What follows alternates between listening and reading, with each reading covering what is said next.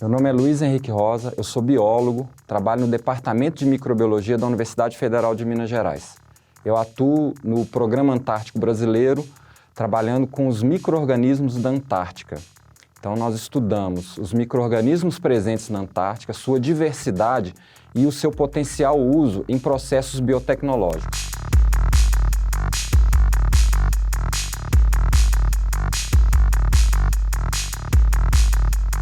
Os diferentes fungos obtidos das amostras coletadas na Antártica, elas são retornadas para o Brasil para a identificação.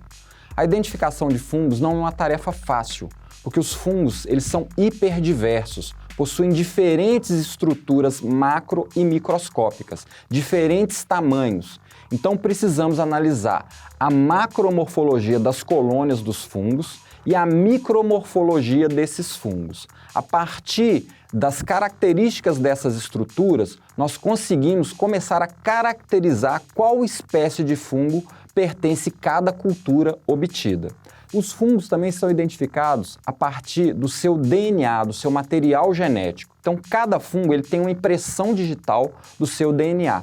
Nós extraímos o DNA desses fungos, analisamos o DNA e comparamos esse DNA com um banco mundial de DNA. A partir dessa caracterização do DNA e comparação com outras espécies, nós identificamos os fungos. Mas alguns fungos nós não conseguimos identificar com a técnica de biologia molecular utilizando o DNA. Para esses fungos, nós temos que trabalhar a taxonomia, a identificação clássica, que ela é morfológica. Então, precisamos analisar as estruturas macroscópicas e microscópicas desses fungos para a identificação.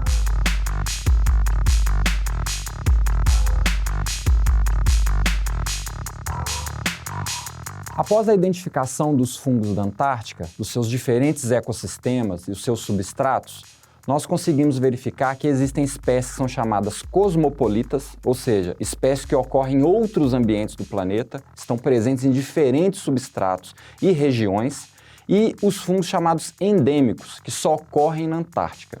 Então, existe um balanço entre essas comunidades de fungos cosmopolitas e endêmicos. A maior parte dos fungos da Antártica são cosmopolitas, mas cosmopolitas adaptados ao frio. Eles conseguem sobreviver naquelas condições extremas da Antártica. E os endêmicos só foram detectados até o momento na Antártica. Então parece que eles têm características genéticas, bioquímicas, fisiológicas para sobreviver àquelas condições exclusivas da Antártica.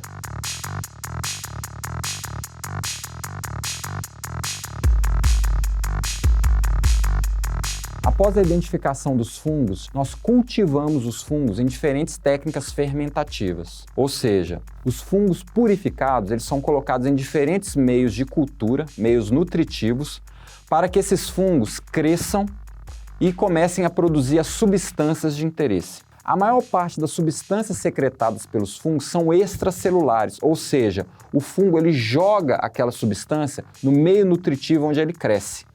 Essas substâncias são concentradas nesse meio nutritivo, o qual nós retiramos e extraímos as substâncias de interesse, inclusive as substâncias com potencial antibiótico. Essas substâncias serão testadas num painel de diferentes amostras, como aquelas capazes de inibir o crescimento de bactérias patogênicas, fungos patogênicos e agentes causadores de doenças negligenciadas, como os parasitas da doença de Chagas e da leishmaniose. Além disso, os extratos que contêm essas substâncias desses fungos são testados para atividade antiviral, como, por exemplo, contra a febre amarela, dengue, zika e chikungunya.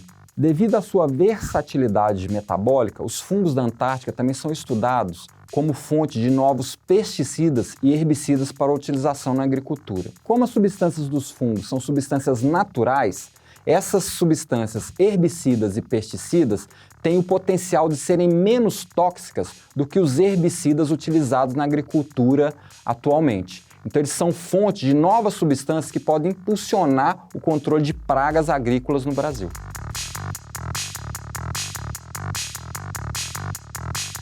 O Brasil faz parte de um grupo seleto de 29 países que pode decidir o futuro da Antártica.